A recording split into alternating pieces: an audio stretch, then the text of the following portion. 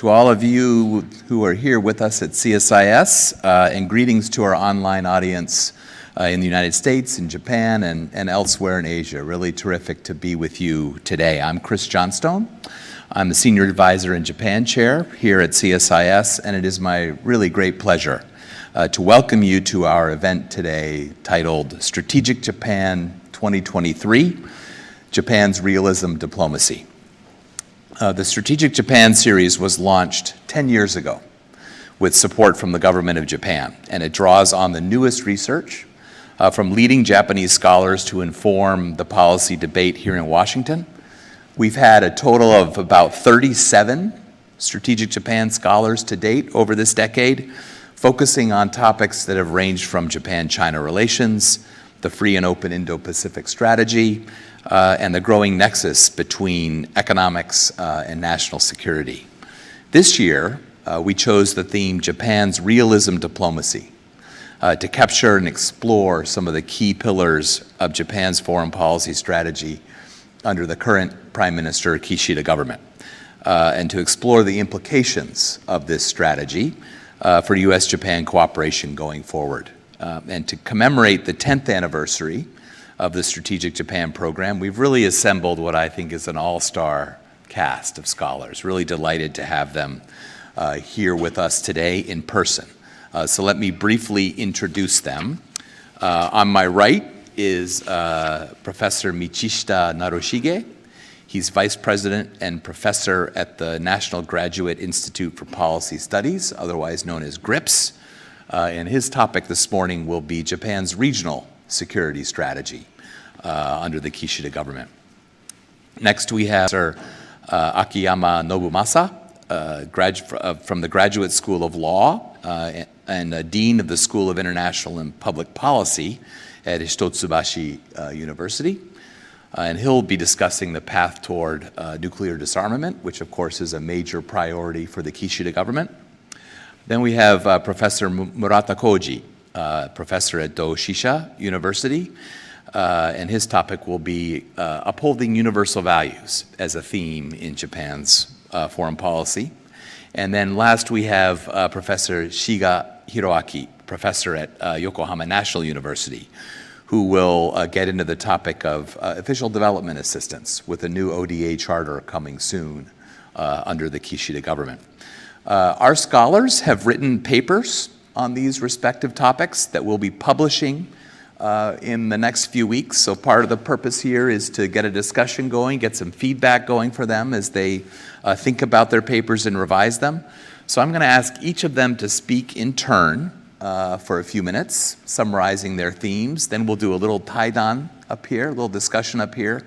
And then I'll be very pleased to open up to questions from the floor and beyond. So with that brief introduction, let me invite Professor Michishita to get us started. Thank you very much, Chris. Thank you very much, everybody, for coming. Nice to see you, and nice to see you, those who are online.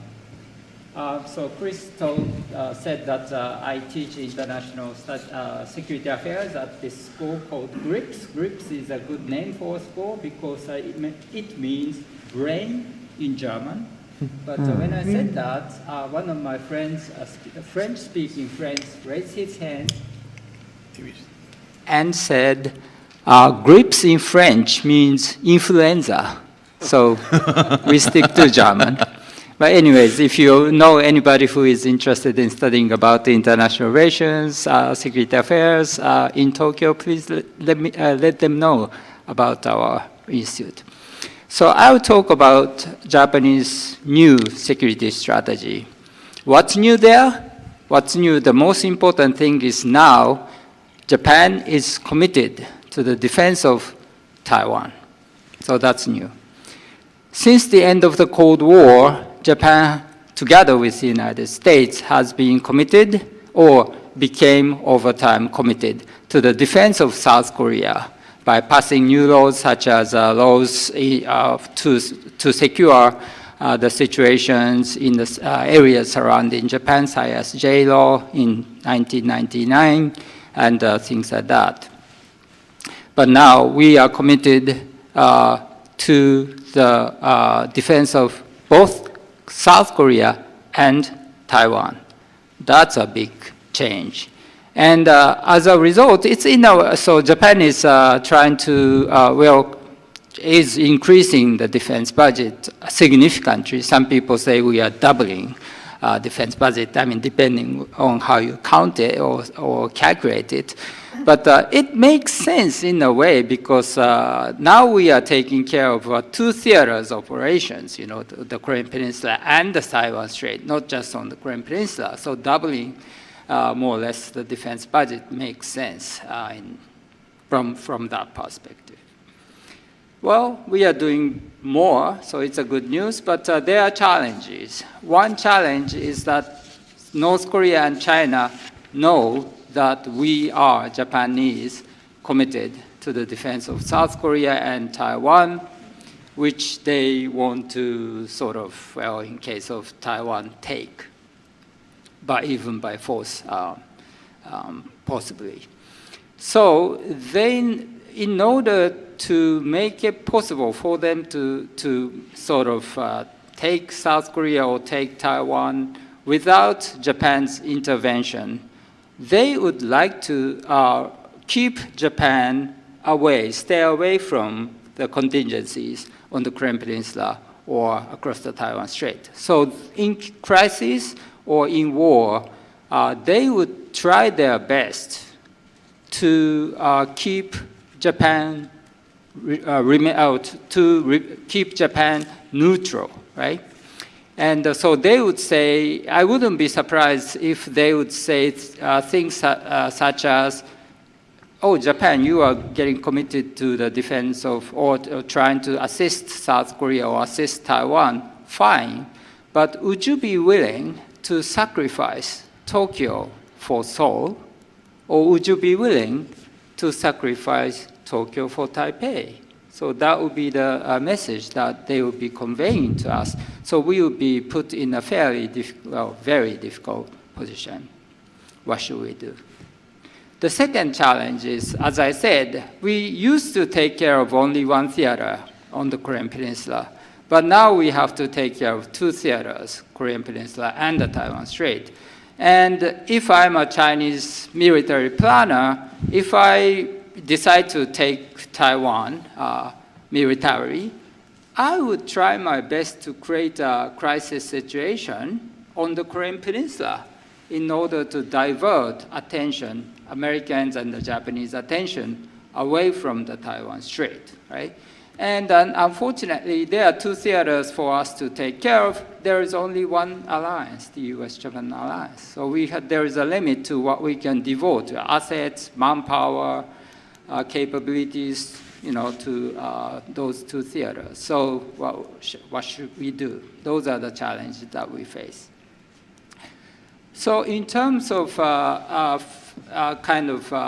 dealing with the first challenge of North Korea and China trying to neutralize Japan, I would say Japan is doing at least two things. One is to create or enhance missile defense capabilities. Because if there is no missile defense and the Japanese population, cities are vulnerable, then Chinese or North Korean coercion would work very effectively, right? Because people would be scared.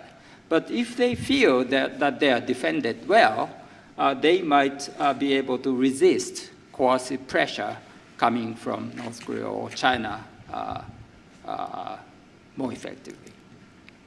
So Japan has been doing a good job. We have deployed two different missile defense systems. One is upper tier exo-atmospheric system called the SM-3, sea-based one, and the other is a lower tier endo-atmospheric system called the Patriot PAC-3. The Japanese government has spent more than $25 billion on these systems. That's a lot of money, and we are capable of shooting down a fairly large number of missiles. A second thing that Japan has been doing is to strengthen its civil defense capabilities, so protecting people, minimizing damage.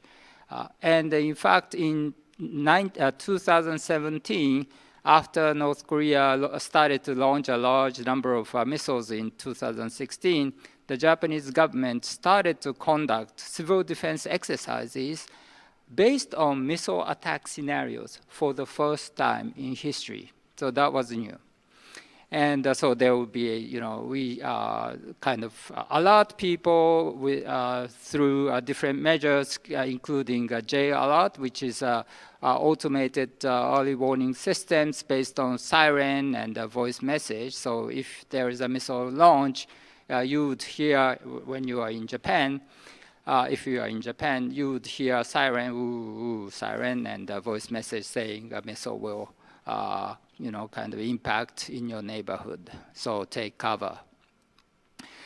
So we are doing a good job. And there's one problem. We've been conducting exercises in rural areas, fairly large number of exercises, but not in major cities. Why? Because if you conduct civil defense exercises in major cities, things might get out of control and the people might get panicked, right? Not everybody understand whether what's going on is exercise or real world, real situation, military situation, contingency. So it's very difficult for the government to conduct major civil defense exercises in urban areas.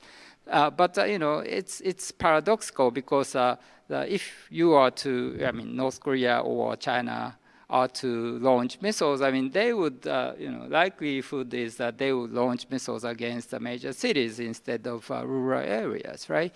But so I was saying, maybe what we are doing is not too useful. But then I thought, had a second thoughts, and said, well, actually, civil defense exercises are important to minimizing damage, physical damage. But actually, this is important for bolstering psychological defense capabilities. Because if you know what kind of challenges or threat that you face, if you know what kind of measures you might be able to take to protect yourself in case of contingencies, the likelihood that you are kind of forced to give in to coercive pressure would be much less, right? So I think what we are doing is important. In order to take care of the second challenge of taking care of two theaters instead of one, we need to do two things, and we are doing two things, I think. One is to strengthen trilateral U.S., South Korea, Japan security cooperation. And since new president in South Korea, Yoon Suk-yeol, came into office in May last year, the three countries have been doing a good job of, for example, in August last year, three countries conducted the missile defense exercises near Hawaii. In September, they conducted anti-submarine warfare exercises in the Sea of Japan. Both of those are very highly important exercises given the nature of threat coming from North Korea. And in October last year, three leaders, Mr. Biden, Mr. Yoon, and Mr. Kishida, in Phnom Penh, sitting in Phnom Penh together, agreed to start sharing. We haven't started yet, but they agreed to start sharing missile launch or missile warning information constantly in real time. That's a very important step forward. And then, based on that agreement, recently the South Korean government made an announcement of it, declared, expressed its intention to normalize GSOMIA. This is a General Security of Military Information Agreement between Japan and South Korea. So that's great news. We are doing a good job. The second thing that we might be doing going forward is that, reconsider or rearrange how to share roles, missions, and capabilities among the U.S., South Korea, and Japan, in which South Korea will be probably asked to start playing a larger role of taking care of the security on the Korean Peninsula, because now the U.S.-Japan alliance will be paying more attention to the situation across the Taiwan Strait. So less, unfortunately, resources that we have to devote to the Korean Peninsula. So South Korea will be asked to start playing a larger role. But the good news is South Korea has been doing a great job in terms of improving its defense capabilities. Japan is now the 9th largest spender on defense in the world. South Korea is in the 10th place, and with its defense expenditure increasing more than 30% in the last 10 years. So doing a great job. It's impressive given the fact that the size of the population of South Korea is actually less than half of that of Japan. So we are doing, we face challenges, but we are taking necessary measures to deal with those challenges. So we'll do our best and keep our fingers crossed. Thank you very much. Thank you, Michi. That was terrific, and some pretty stimulating points you made too. I'll probably come back to you in the Q&A on this issue of the degree to which Japan is committed to the defense of Taiwan, but we'll get into that a bit later. Let me now turn to Akiyama Sensei to discuss the issues of disarmament as a priority under Kishida. Right, thank you very much. I also join Michi for appreciating convening this meeting and inviting me to Washington, D.C. And also following the tradition of Michi said, I'm going to start with my university as well. In fact, my university's name is maybe one of the most difficult to pronounce for non-Japanese, and Hitotsubashi is a big challenge for, I think, non-Japanese speakers. So whenever I attend a conference, I always remind the audience that, they're repeating the name of the university so that everybody could remember. So I hope this will be also another occasion to remind that the name of Hitotsubashi University. So my topic assigned to me is diplomacy on disarmament. But the overarching topic of this session is realism. So many people wonder how realism and the disarmament are kind of matching each other. And that's also I'm the one who first struggled how to address the issue of disarmament in the context of realism. And of course, Mr. Kishida's agenda, the disarmament is his top agenda, as he was elected from Hiroshima, and he's been identifying disarmament as his life work. So the big question for me, for us, or for Japan is how do we put disarmament into the national security interest? How should this agenda contribute to the improvement of our safety and security? And so maybe let me start to what extent the Mr. Kishida personally committed to disarmament. So last year, NPT review conference was held in New York in August, and he attended the review conference as a prime minister for the first time in Japan's history. And he said that Japan will contribute to the NPT as a guardian of the NPT, and also he announced so-called the Hiroshima Action Plan, comprising of 5 elements, including the establishment the fund within the United Nations to invite youngsters to Hiroshima and Nagasaki to experience, to learn the reality of the air bombing. But also he put some measures within this framework, including the improving transparency and some issues which actually really contribute to the security of Japan. But the thing is, after the war happened in Ukraine, it seems that this nuclear disarmament agenda is put on the sideline of the discussion on the Japan's foreign policy. And of course, even before the war in Ukraine, we had Japan faced a very serious security environment in East Asia. China seems to be developing its nuclear arsenal, and according to the estimate by the Pentagon, it is going to have up to 1,000 warheads by 2030 and maybe 1,500 by 2035, and which could be a little bit overestimated given the estimate of their capacity to produce fissile materials. But other estimate also says like 900 or 700 something. So it's obvious that China is the upward trend to increase its nuclear arsenal. And also they have developed the strategic and sub-strategic delivery systems, including various types of missiles. And so with this, I think for us, it's reasonable to say that the Chinese nuclear threat is significantly rising, and that is something we have to deal with. And likewise, South Korea has been conducting so many missile tests, and I don't think we should call them tests anymore. It's kind of a drill or exercise to operationalize their missile capabilities.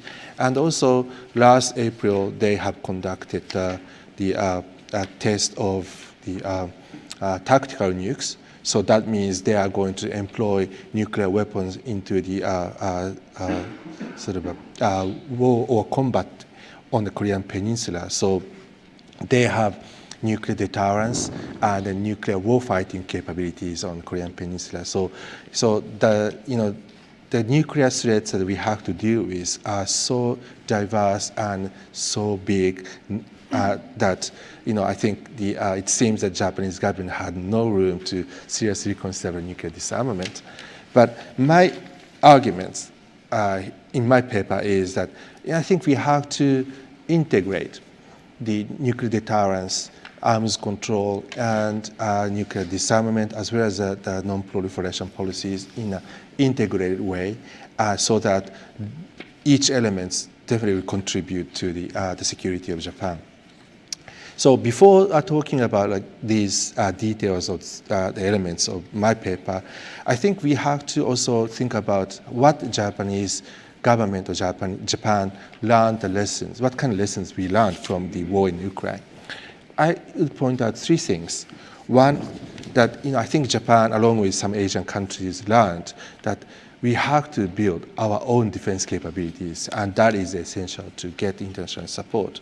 So, and I think as a result, I think without major opposition, our government was able to decide to possess long-range strike capability, so-called Hangekiryoku, and also no strong opposition in doubling our defense budget and so forth.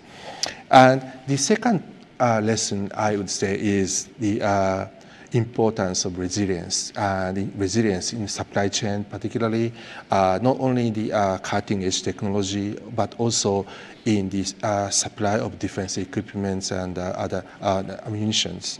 So then the third one, this is a little bit challenging and maybe arguable, but the question about credibility of extended nuclear deterrence.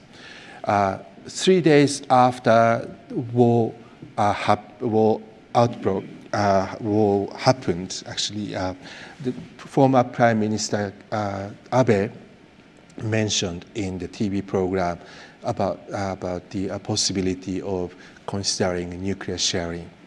So then some politicians also echoed the necessity of examining the possibility of a nuclear sharing.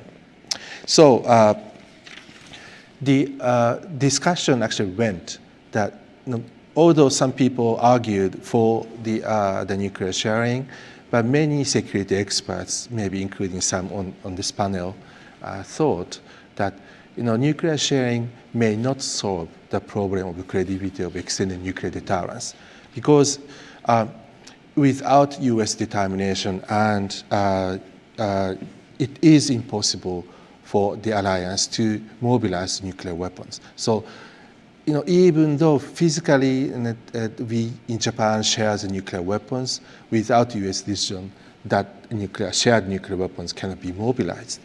So I think the problem is the same, remains the same as the case of extended nuclear deterrence. So in that way, I personally think that probably strengthening the credibility of extended nuclear deterrence is more reasonable and effective in improving the deterrence against the potential adversaries. So then the thing is, what that discussion would lead into the question on the kind of integrated approach of deterrence, arms control, and disarmament, and non-proliferation. Currently, many people think that disarmament is almost impossible, given the rise of confrontation among major powers, and Russia suggested the use of nuclear weapons, and this coercion was helping Russia conducting the conventional military operations. And so many in the international community thought it's probably not time for us to talk about nuclear disarmament. And probably even the nuclear arms control as well. So Russia recently announced suspending the implementation of the New START, and recently they decided to stop the exchange of data on their nuclear arsenal, and U.S. partly reciprocated. So I think many people thought the prospect for the other follow-on treaty or to the New START is rather pessimistic. So then, is there any way that we are able to talk about nuclear arms control vis-a-vis China?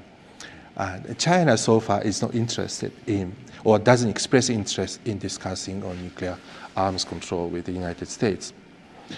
But I think arms control should not be defined in a narrow sense that just simply having the treaty on arms control.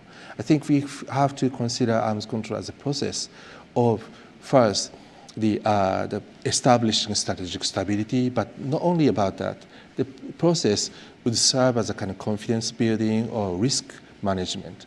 And now I think both sides, Japan and the United States on one hand and China, are started to realize that if arms races further goes, then I think the risk of inadvertent escalation will be rising.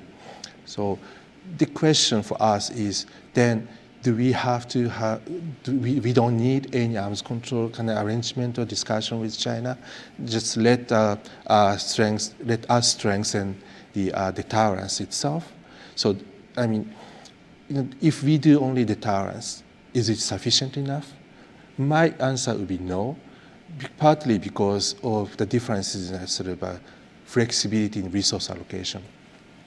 So China, due to its nature of authoritarian nature of the government, they have more flexibility in allocating their resources into military and defense budget, while the United States, Japan definitely would suffer. Then the military or defense spendings are competing with other priorities of the government. So for us, it's reasonable to think about how to cap this arms race. And of course, China realized it. So it's really difficult for us to engage China in a substantive way in the discussion on arms control, but we have to think about it. Then what about disarmament? And probably we have to also think about our nature of strategic competition with China and Russia. It's not only about in security domains. It's more about kind of how we envision the international or global order. And nuclear domain is one where we see the huge confrontation between North and South. So we have to have a better strategy to engage global South, even in the discussion of nuclear disarmament. So, that our priority, of course, is our security, but at the same time, if we are going to have better environment in which we enjoy the economic prosperity, which was stipulated in a new national security strategy of Japan, then we also have to have a common vision of how to ensure the kind of approval, or I don't know how to characterize it, but how we are going to bring the countries in the so-called global south into our camp, or if they are not going to join us, but we shouldn't push them toward China and Russia. So this is a challenge, and given the nuclear issue is more symbolic about the divide between North and South, also disparity of the power, which is the one of the most important agenda for the countries in the global South. We have to think about how we are going to deal with this challenge.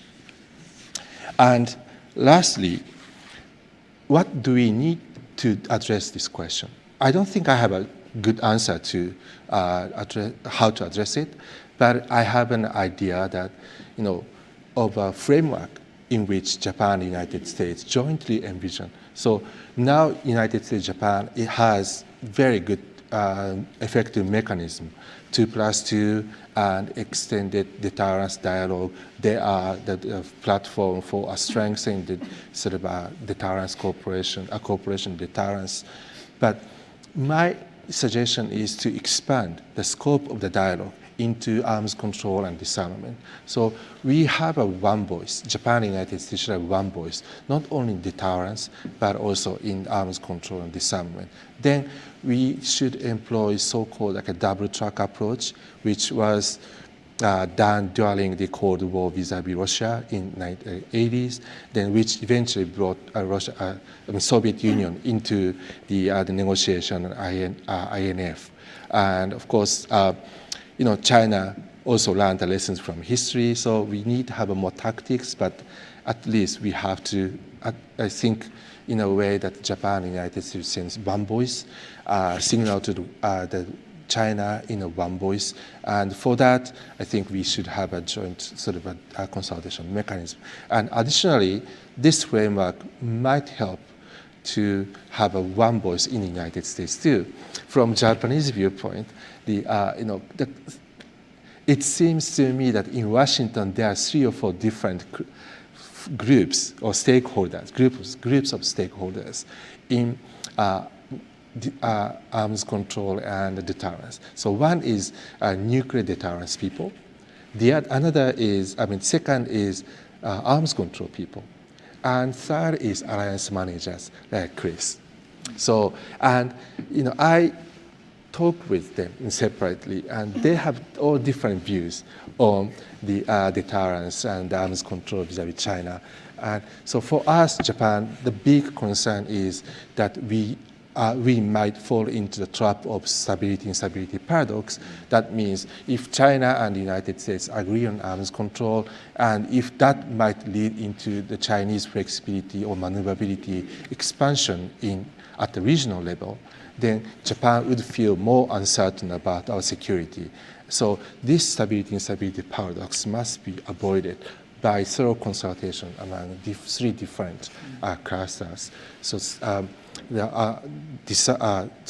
deterrence, arms control, and disarmament. So Japan and the United States should integrate our strategy in 3 domains and 3 different groups. So bringing Japan and the United States all together, 3 groups all together. And so that's my kind of paper. So thank you very much. That's great, Akiyama Sensei. I think a really terrific effort to nest the continuing importance of a disarmament agenda in the context of a challenging security environment and a realistic foreign policy. Thank you for that. Murata Sensei, now for a discussion of values. Thank you very much. My name is Murata, and the topic which was given to me is the Japanese foreign policy in the context of universal values, which is far from easy to answer, but I will try. Let me briefly trace a history. After the end of the World War II, Japanese foreign policy has been guided by the so-called the Yoshida doctrine. Yoshida doctrine, the three components. One is a very keen, a strong alliance with the United States. And the second is Japan does not have a huge amount of military capability. And the third is Japan will promote economic prosperity through international trades. This Yoshida doctrine has fit well with the liberal international order led by the United States for a long time. But after the end of the Cold War, Japanese foreign and security policy has shifted from gradually, though shifted from economy-based one to value-based and to some extent power-based diplomacy, gradually. And there are several reasons. One is Japan's economy itself has been in decline. So Japan is no longer relying on its economic capabilities alone. That's one reason. And the second is strategic environment surrounding Japan has been getting worse and worse. The rise of China, North Korean provocations, and recently Russian violation of the United Nations Charter and invasion of Ukraine, which has a serious impact upon Japanese politics and Japanese public opinions. So Japan's economy itself is declining, and the strategic environment is getting worse and worse. So many Japanese people, Japan in decline is somehow in accordance with the liberal international order in crisis. So the former Prime Minister Abe was very eager to promote value-based diplomacy and creating new kind of framework or concepts such as Quad, security cooperation among Japan, the United States, Australia, India, and HOIP, Free and Open Indian Pacific Initiative. Mr. Abe was very eager to promote these value-based diplomacy as a tools of diplomacy or as a countermeasure to China and North Korea and others. Those countries do not share the similar kind of values with Japan, the United States, and other Western countries. Having said so,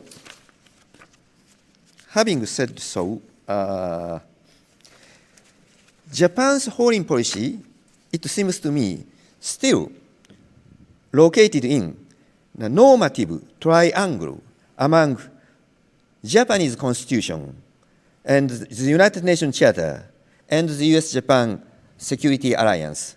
And among this normative triangle, the Yoshida doctrine still survives. Beyond this normative triangle, Japanese foreign and security policy will have three options. First is beyond constitutional restriction.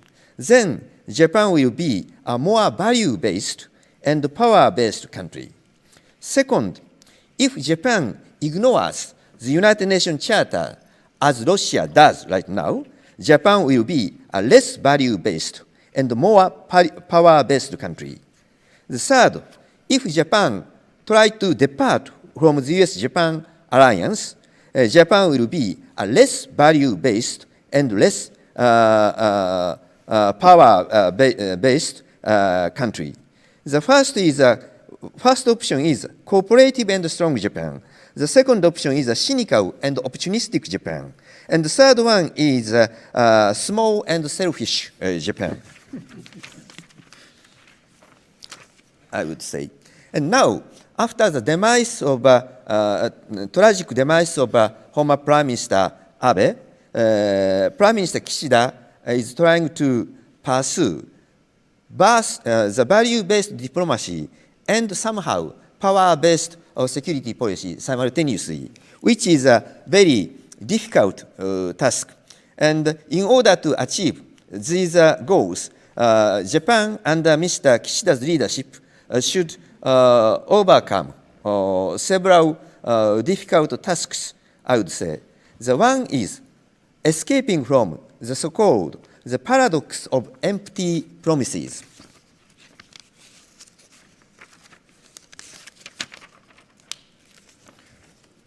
For any country, foreign policy can be easily inconsistent with domestic politics. In the fields of human rights, in particular, many countries have suffered from the so-called paradox of empty promises. Namely, while expressing beautiful and idealistic policies abroad, the government cannot maintain consistent domestic policies with them. That is the paradox of empty promises. Talking about promoting human rights, talking about freedom and democracy, but inside their own country, human rights might be violated. Democracy might not be promoted. That is the paradox of the empty promises. So Japan should escape from this paradox, but this is quite difficult. Now, Mr. Kishida is more and more relying on the conservative forces, which in the past they used to support Mr. Abe strongly, and these conservative forces are very much supportive to promoting more assertive security policies under Kishida. But these conservative forces may not be necessarily so much interested in promoting human rights and democracies. That is a kind of a domestic paradox, I would say. This is one task, how to escape from the paradox of empty promises. The second is, as you know, and Professor Michishita pointed out, at the end of the last year, Japanese government announced new national security strategy and other documents. I do appreciate these documents and basic directions, but the important thing is implementation. Just talking about a beautiful strategy is just a piece of paper. We have to implement this strategy. We have to guarantee budgets, and we have to provide detailed plans. So implementation of new security strategy is quite important. Without the guarantee of power, whatever we talk about the beautiful values, it is empty. You know, value-based diplomacy must be supported by, to some extent, power-based diplomacy. That's the second thing. And the third thing is, in the Asian Pacific region, or Indian Pacific region, I would say, we have several multilateral security frameworks which Prime Minister Abe promoted, such as Quad and recently AUKUS. And in future, I might be optimistic, though. In future, Japan might join AUKUS, and South Korea might join Quad. Embedded in the Quad framework, Japanese-South Korean bilateral relationship will be much more stabilized. Now, Prime Minister Kishida is trying to promote a kind of a reconciliation with South Korea, which is quite necessary for Japan and regional security. But probably many Japanese people are still skeptical about South Korea because we have reached agreement many times, but South Korea changed their opinions after new president came to power. But so the bilateral relations between Japan and South Korea alone might be somehow unstable. So if South Korea is embedded in the framework of Quad, the bilateral relationship shall be more stabilized. Also, the Pacific allies of the United States, such as Japan, South Korea, and Australia, could promote security cooperation with the Atlantic allies of the United States. The former means the Asian allies now realize Russian threat, and the latter means the Atlantic allies realizing Chinese threat more seriously than before. The Pacific and Atlantic cooperation can function as a safeguard for American isolationism and unilateralism. If all of them should happen, the WHIP initiative would be widely strengthened. And lastly, the the United States hosts again the Summit of Democracies, and the Biden administration occasionally takes dichotomous views to the world, means democracies versus non-democracies, or democracies versus autocracies. But the world is much more nuanced. Of course, the United States is democracy, Japan is, and many of Western European countries are, and China is the autocracy, Russia is certainly an autocracy, but between them, many countries are not necessarily fully democracies, but they are not autocracy either. So in between democracy and autocracies, global south exists there. So how to bridge between the two camps? Japan must play a significant role for this. Thank you very much. That's great, Murata Sensei. Thank you very much. I liked your sort of rooting this discussion in the history of Japan's post-war policy, beginning with the Yoshida Doctrine. I thought that was very nicely done. Let's now turn to Shiga Sensei. Okay, thank you very much for inviting me to this very exciting opportunity, and I'm really glad to be here. So today's my assigned topic is ODA, and ODA is by definition, it is an assistance from relatively rich country like Japan or United States to the less fortunate countries. And its main objective is to alleviate the miserable situation in the developing countries. But nowadays, Japan finds itself in a rapidly deteriorating security situation. And Japan is obliged to mobilize every available policy instrument for the competition with China. And ODA is unfortunately, it's not an exception. And that's the reason why Kishida administration is now trying hard to mobilize ODA as one of the tools to engage competition with China. However, it has been a very difficult, tough challenge for Japan. So let me elaborate on this point before going to today's main topic of how Kishida administration is trying to use ODA in the context of strategic competition with China.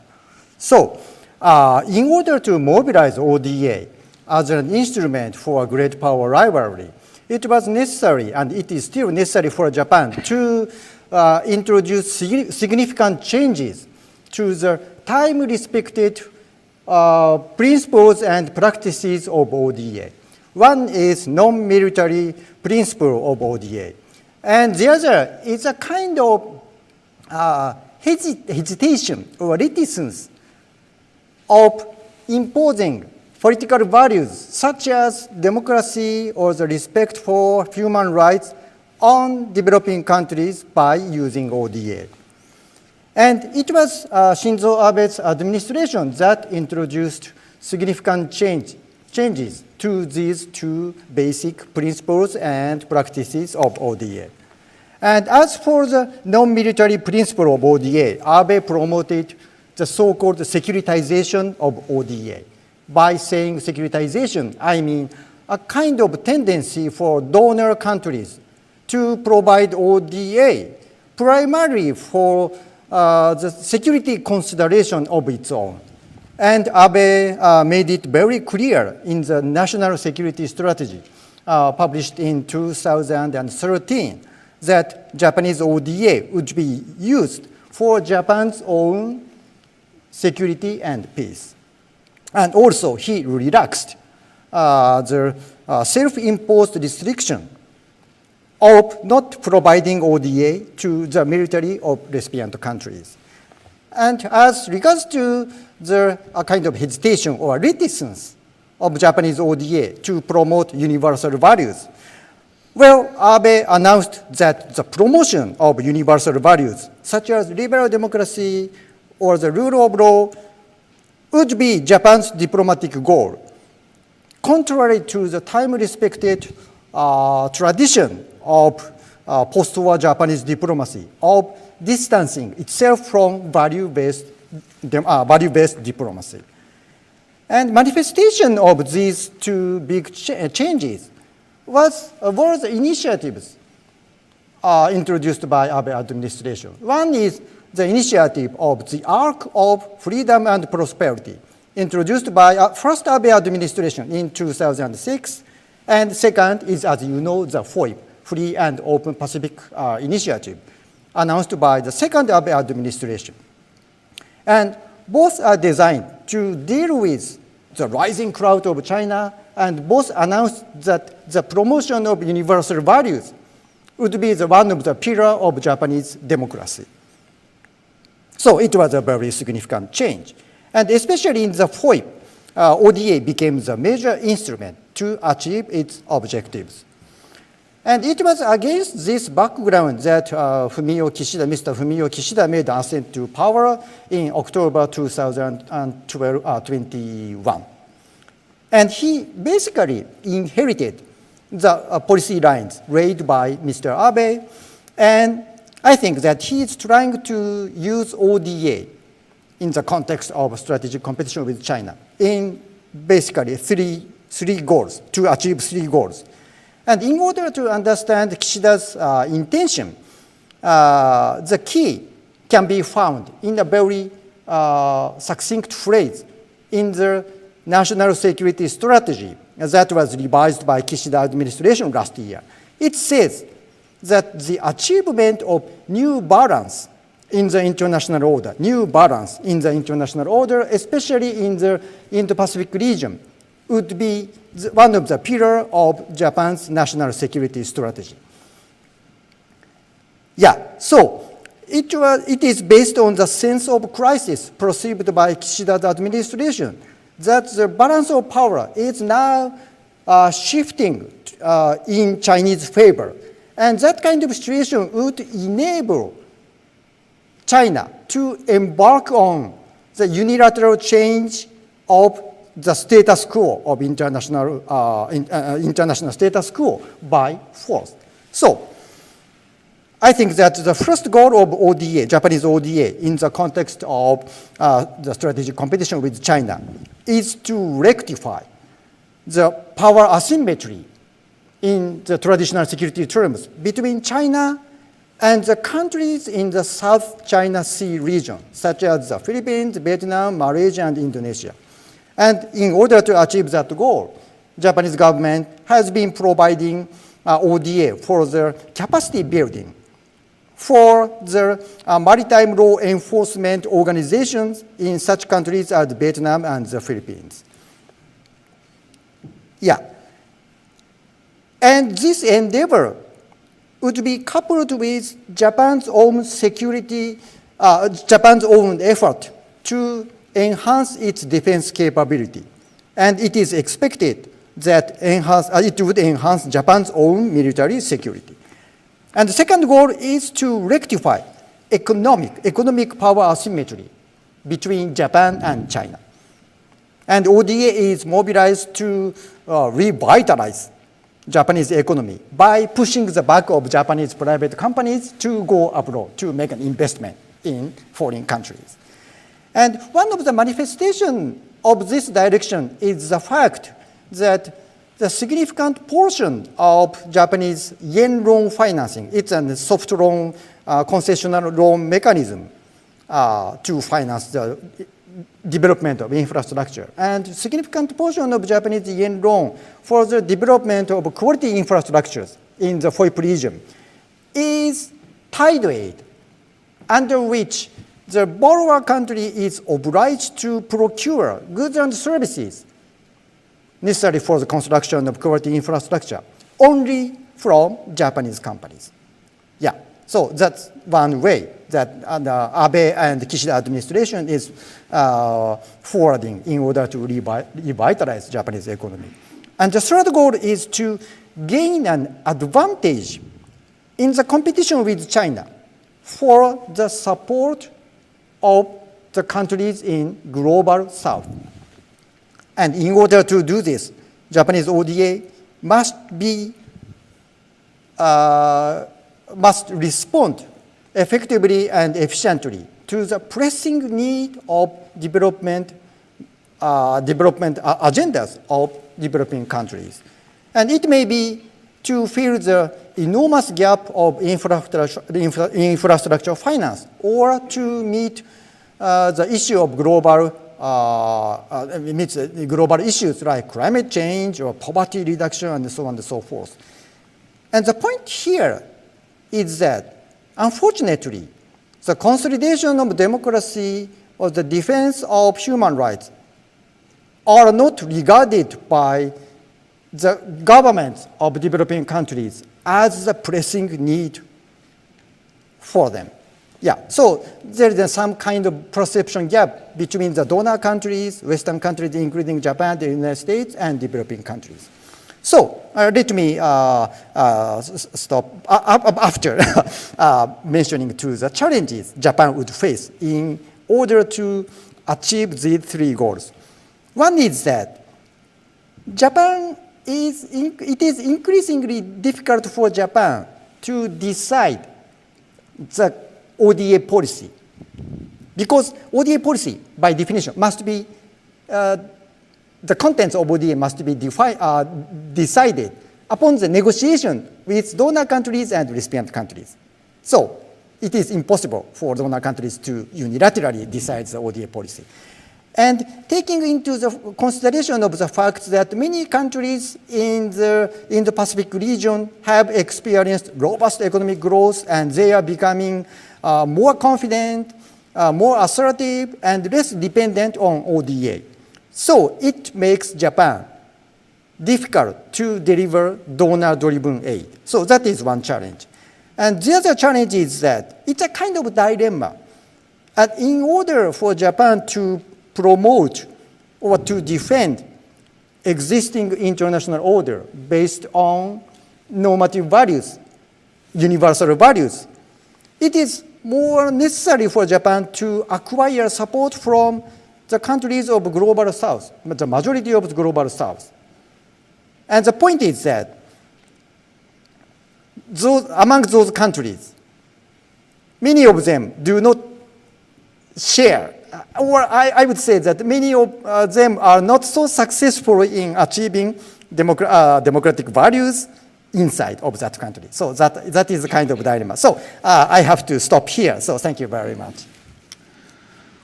That was excellent. Really appreciate your very clear description of the goals and how the Kishida administration has carried forward at least some of the Abe philosophy related to economic statecraft and the role of ODA in advancing Japan's interests. So thank you.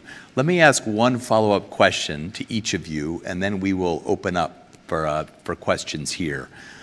Really, four terrific presentations. Let me start with you, Professor Michishita. You said in your remarks that the big new thing coming out of Japan's new national security strategy is that Japan is now committed to the defense of Taiwan.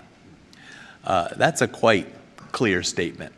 And certainly, as I think back on the Abe years and others in the LDP who would use phrases like a Taiwan contingency is a Japan contingency. But it seems to me in some ways the Kishida government has been careful not to go so far. They have not used that language. And in fact, you could interpret some of Japan's defense steps as really focused on ensuring that Japan can defend itself more effectively, but not necessarily linked to the defense of Taiwan itself. So I wonder, could you say more about why you think this national security strategy signals a commitment to defend Taiwan? Yes, so the reason why Mr. Kishida has not presented this idea as Japan's commitment to the defense of Taiwan is that would make it very difficult for him to, have people accept this, right? Yeah. Otherwise, I mean, you have to say this is a part of Japan's defense. That's most convincing to the people, and makes it palatable to the people. So it was a political decision, I would say.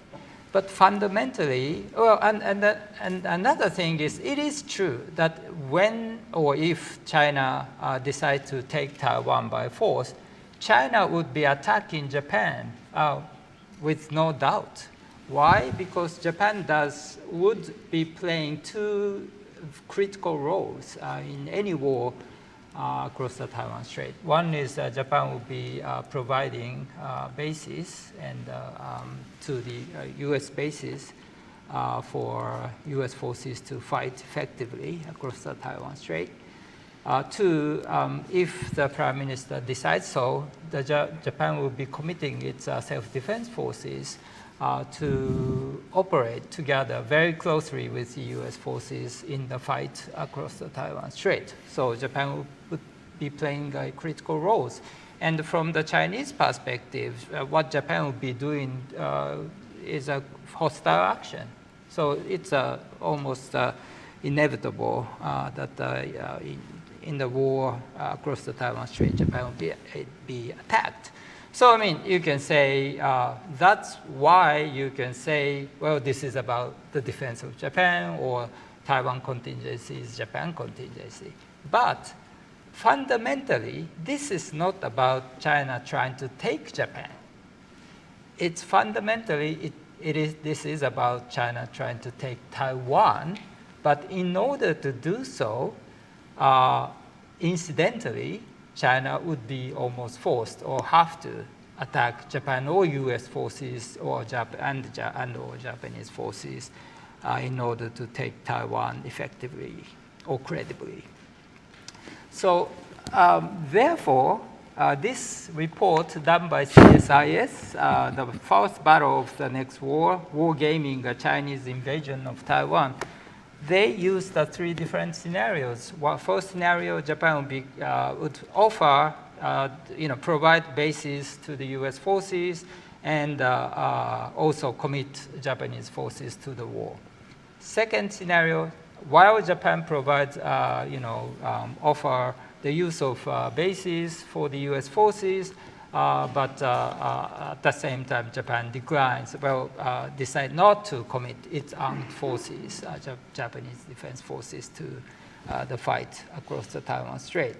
And finally, the third sort of worst-case scenario where Japan would do neither, right?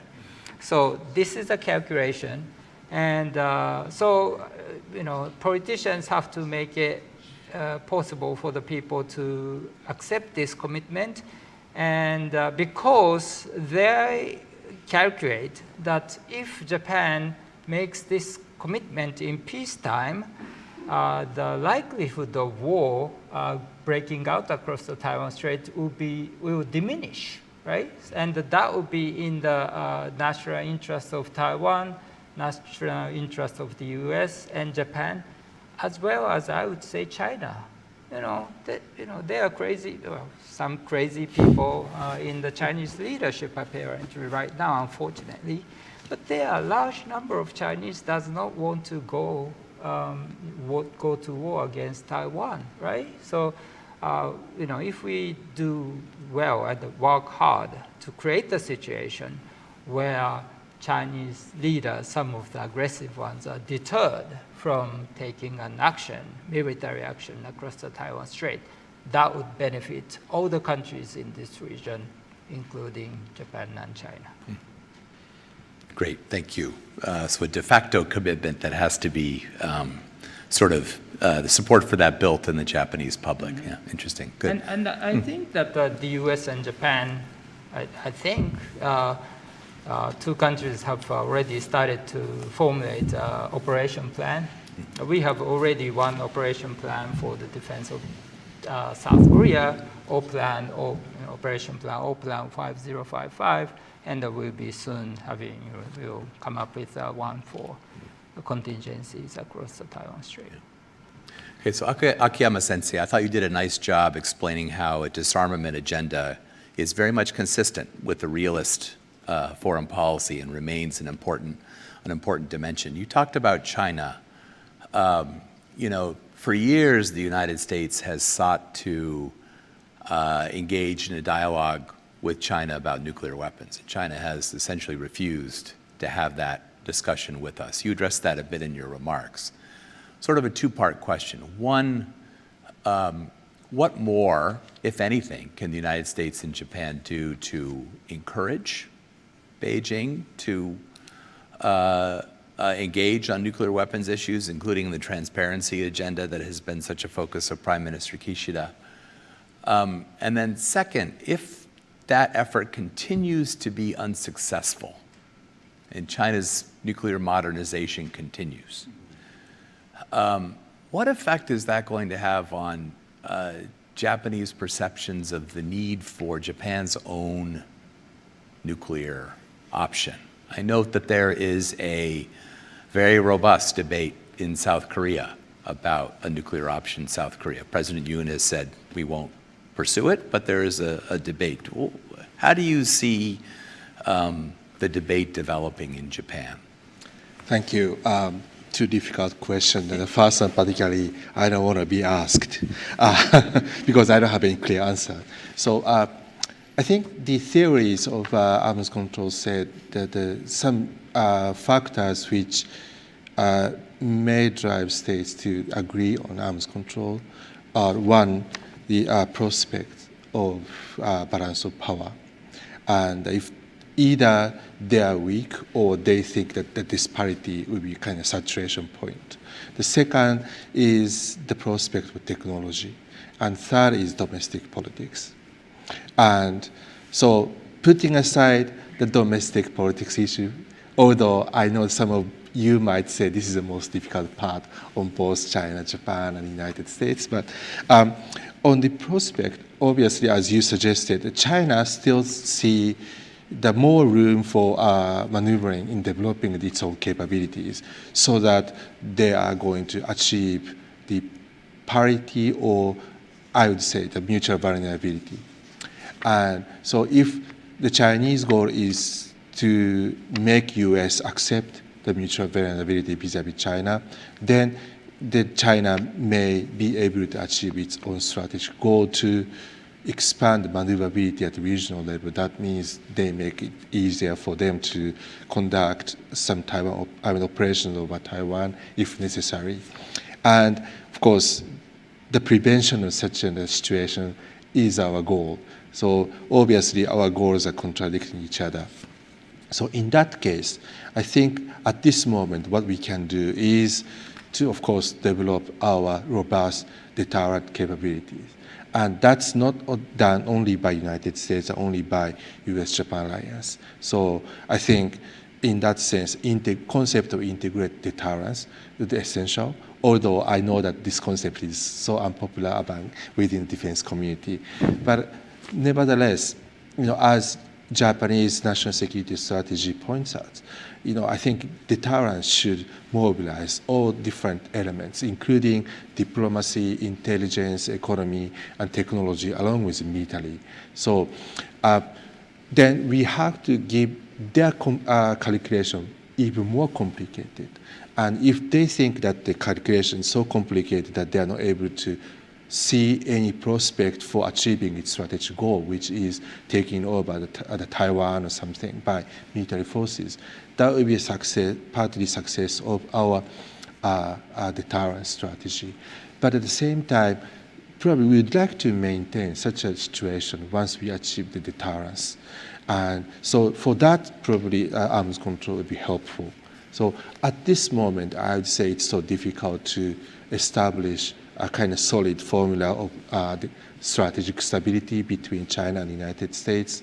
But we have to be ready for the scenario where, when our sort of balance of power, balance of terror, or whatever, the achieved, and then we got a situation where the sort of deterrence, deterrent becomes stable, then we have to consolidate through arms control.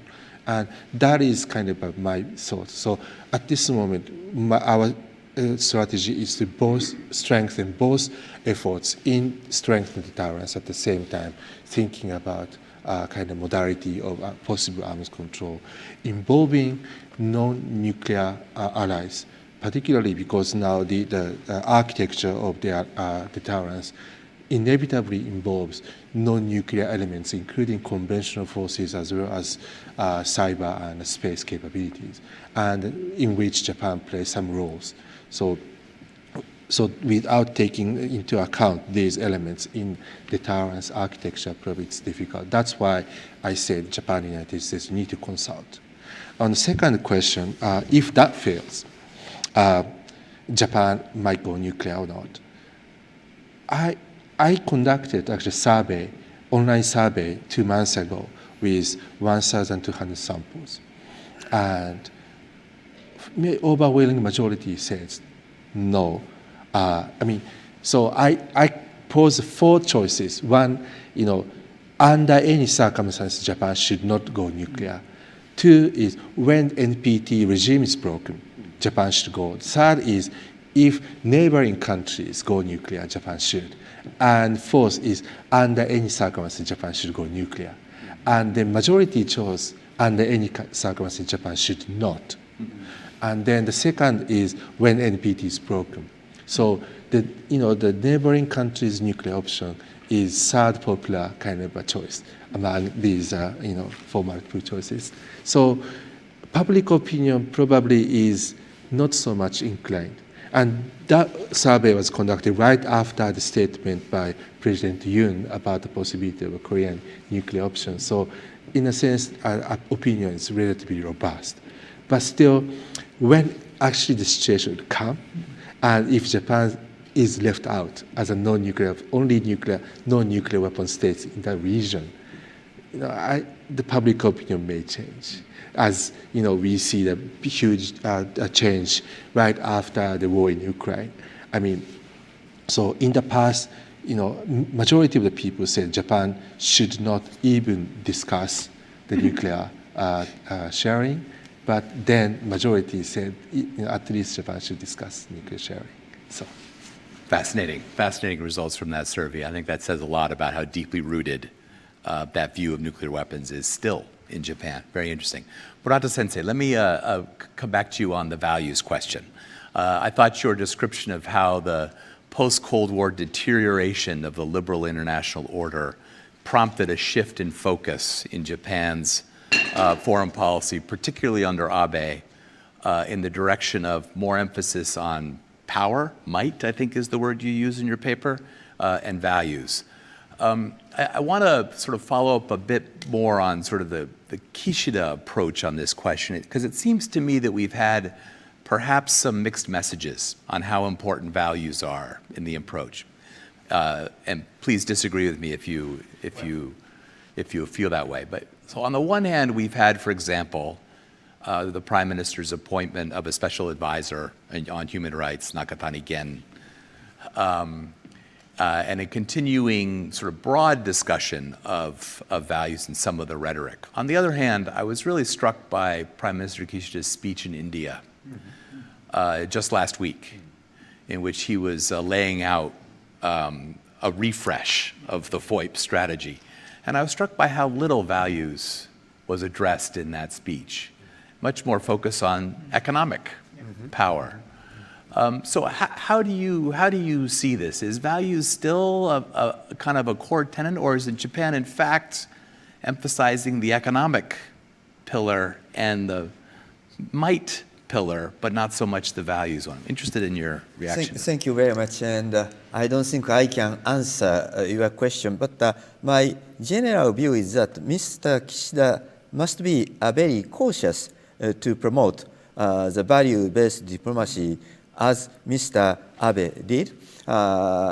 In case of Mr. Abe, he could expect a core supporter of conservative voices in the Japanese political circle.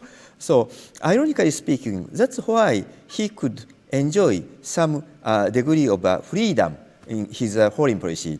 Just looking at the American diplomatic history, Richard Nixon, the former fighter of anti-communism, visited Beijing 1972, and Mr. Ronald Reagan, the giant of anti-communism, he reconciliated with Mr. Gorbachev and brought the end of the Cold War. So they could do so because they are conservative enough. They could somehow ignore the opposition from the conservative voices in the United States. So Abe-san could do some extent. But Mr. Kishida, recently, his cabinet supporting rate is gradually improved. According to Nikkei, 48%, and according to NHK, 43%, getting better, but still, his political base is shallow, at least weaker than Mr. Abe was. So, Mr. Kishida must be very cautious to promote quite articulate policy, such as value-based or power-based, compromising frequently. And the coming May, in Hiroshima, Mr. Kishida will chair and host G7 summit. Of course, it is in Hiroshima, so nuclear disarmament or nuclear non-proliferations, and maybe the peaceful use of atomic energies, these kind of things should be discussed there. At the same time, in this G7 summit, leaders of the G7 should talk about the importance of the basic human rights, the liberty, freedom, and other things, not naming China. Not naming China. I guess this is important. If leaders of G7 names China and criticizing China in the context of the violation of the human rights or democracy or freedom and the rule of laws, then two problems. One is Beijing will easily, strongly react to G7, and they surely will say this is anti-Chinese propaganda or agitation or imperialism or hypocrisy, this kind of thing. It's quite easy to imagine. And the second problem is it is extremely difficult to reach a consensus among the G7 if we try to name China. So avoiding naming China, but quietly and strongly, leaders of G7 must talk about the importance of the basic values. So Kishida-san must take a very nuanced diplomatic approach for a while. Interesting. Appreciate that domestic political context. Shiga-sensei, lastly for you, but I'd invite you to also comment if you have views on this question of the role of values in the Kishida administration's approach. But then a more specific question would be, I understand there will be a new official development assistance charter released in the first half of this year. I'm wondering, this will be the first since 2015, I believe, under Prime Minister Abe. I'm wondering if you could preview, what do you expect will be new in the next iteration of Japan's ODA charter? Yeah, okay, thank you very much. Again, thank you very much. Okay, working? Okay. So thank you very much for raising a very important question. And it is nothing more than my speculation, but I think that the new Development Cooperation Charter would issue two seemingly contradicting messages. One is that Japanese ODA would serve for Japanese own national interest, security, peace, and stability, and economic prosperity. This is one thing. And the other is that it may sound contradictory, but ODA, Japan is more committed to use ODA for the pressing need of the countries in the global south. And I think in this way, because the sobering lessons we should learn from the war in Ukraine is that Western countries like Japan or United States and the countries in the global south do not necessarily share the same recognition as regards to the military threat of China and Russia. We do not necessarily share the sense of legitimacy to the existing international order. And they do not necessarily share what is the pressing need for the global south. We try to promote universal values, so-called universal values, to the global sphere. But from the viewpoint of the countries in this global south, as I told you, it is not necessarily a pressing need. So I think that Kishida administration is trying to pay due attention to that message emanating from the South countries. And that's the reason why in the recently published Blue Book for Diplomacy issued by the Ministry of Foreign Affairs of Japan, introduced firstly the term Global South. So it is a kind of message that Japan would pay due attention to the intention, real hope of Global South. So my conclusion and my answer to your question is that Japan would issue two contradictory messages. One is Japan would utilize ODA for Japanese national interest, and at the same time, we would make a renewed commitment to meet the pressing need, development agendas from the Global South. Okay, that is my answer. Thank you very much. Okay, we have a few minutes for a couple of questions, so we'll open it up to the floor. We have a mic in the room, so please raise your hand, identify yourself, and feel free to ask our terrific panel a question. Yes, Komori-san. Well, I thank the panelists and the presider for a very interesting discussion. I enjoyed it. What impressed me most, perhaps, is the inclusion of the issue of Japan's official development assistance in the assessment of Japan's overall foreign policy or security policy. And that ODA policy is something that I, as a journalist and stationed in China, paid a lot of attention to. So I have two questions to Professor Shiga. I mean, two points. Your assessment of Japan's providing a huge amount of assistance to China. In my view, very politically, roughly, it's I think, single most disastrous foreign policy failure by the government. You know? It didn't contribute to anything that the ODA doctrine called for.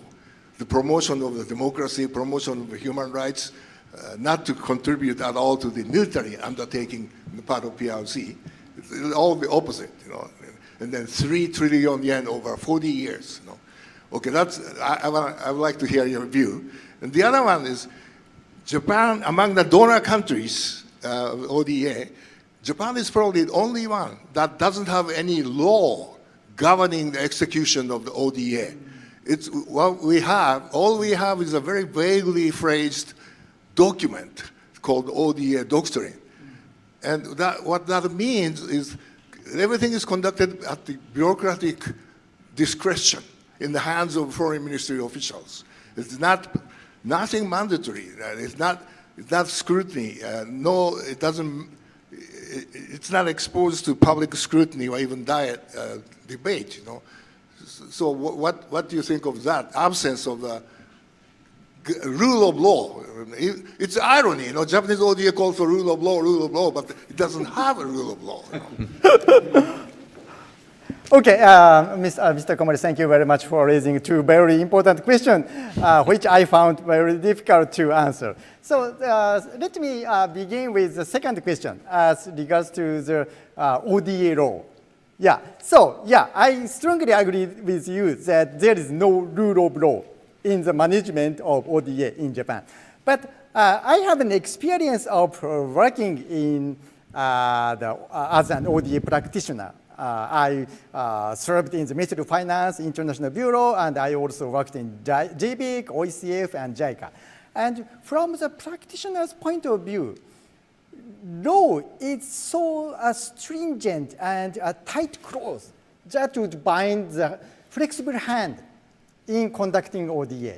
And that has something to do with your first question. International order, international environment experienced a sea change, drastic change, like the end of the Cold War or the China, which was originally the biggest, huge recipient of Japanese ODA, that just suddenly appears as a competitor, one of the most strategic competitor with Japan. So in order to meet flexibly with this kind of the sea changes of international environment, it is nothing more than my idea, but it is better not to bind the hands of the Ministry of Finance and JICA and so on by imposing a strict law. I think that the good example is the United States. United States has a stringent law that is binding the ODA provision. And in my assessment, it is not contributing to the improvement of quality of the ODA of the United States. So that is my first answer to your question. And the first one is a tough question. And as you rightly said, China is the biggest beneficiary of Japanese so-called Keizai Kyoryoku Economic Cooperation. But at the same time, we cannot ignore the fact that many of the yen loans, especially in 1970s and 1980s, were provided as a tied loan. And many Japanese companies who wanted to go into the very huge lucrative market of China benefited from the procurement of Japanese ODA. So at the hindsight of history, we may be able to say that it was a kind of win-win game. Also, we are now facing a serious challenge from China, but we can safely say that it was a win-win game, and of course, we could not expect today's current situation. So, yeah, that is my answer. Well said. We're a little over, but we can do one more right here. Thank you so much for a really insightful discussion by all of the panelists. My name is Kazuo, an exchange student from Japan, currently studying George Washington University. My question is directly to particularly for Akiyama senseis and on the issues about the expansion, the scope of the dialogue between the United States and Japan for the discussions about nuclear deterrence, disarmament, and arms control issues. So I think that in Japan there is like to some extent like continuous support for like disarmament inside Japanese domestic politics, and there is a like deep-rooted support for anti-nuclear Japan, as you mentioned, based upon the result of poll. But on the other hand, in the United States, my observations about the domestic politics in the United States is that there is reinforcement of like the provocativeness or the proactive like counter against the China, particularly in the current like current generations. So, and I think that looking back to the history of the Cold War, I think that these kind of the rise of the deterrentist or the provocativeness inside the United States was one of the factors hindering the promotions of the arms control negotiations. So given that, the questions I would like to ask would be, how do you observe the impact of these different dynamics of domestic politics to the attitudes of each state, I mean like Japan and the United States, for the arms control, arms disarmament, and nuclear deterrence? And do you recognize any potential like the conflict attitudes between each countries based upon these impact of domestic politics? Thank you.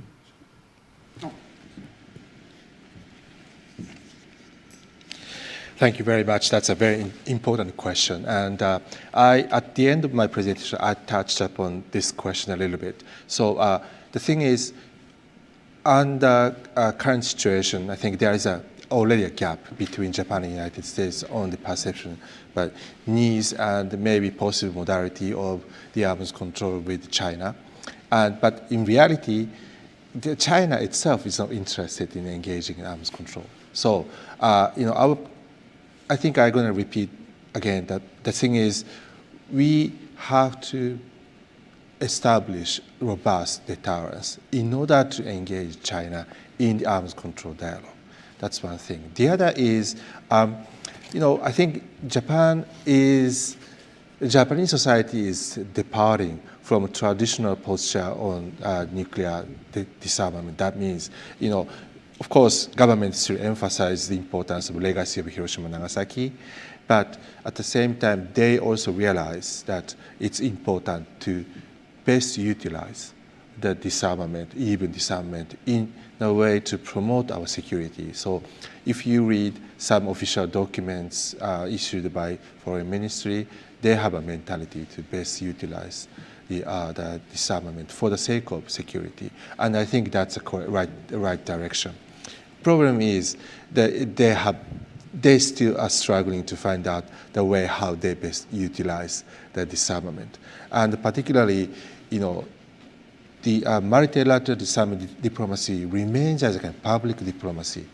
But, we have some concrete agenda or practical agenda to push in the multilateral diplomacy. For example, that China is now developing its capacity to produce fissile materials. And they refuse to commit to the moratorium of fissile material production, although United States and other nuclear armed states are ready to kind of sign up. Right? So we have maybe opportunity in the multilateral forum to address some of the kind of issues which are directly related to our security interests. And so the point is, it's in the multilateral diplomacy, it's not enough for us to just engage like-minded countries, but we have to collect the support from us not so like-minded countries. And, we call it Global South. Then, in the other day, I had a conversation with a British diplomat, and I think Britain actually started to not to use Global South, but more as middle ground countries. Middle ground. Yeah, so not like-minded, but not hostile. But so it's not Global South, but middle ground. So in a sense, I think this is a good concept, and I think U.S. Japan should jointly make an effort to engage these middle ground countries. That's great, thank you. Well, I think we've reached the end of our time. This has been a terrific and I think nuanced, comprehensive discussion of Japan's realism diplomacy. Thanks to all of you for joining us, and please join me in a round of applause for our really terrific panel. And thanks to all of you here and online for joining us today. Thank you.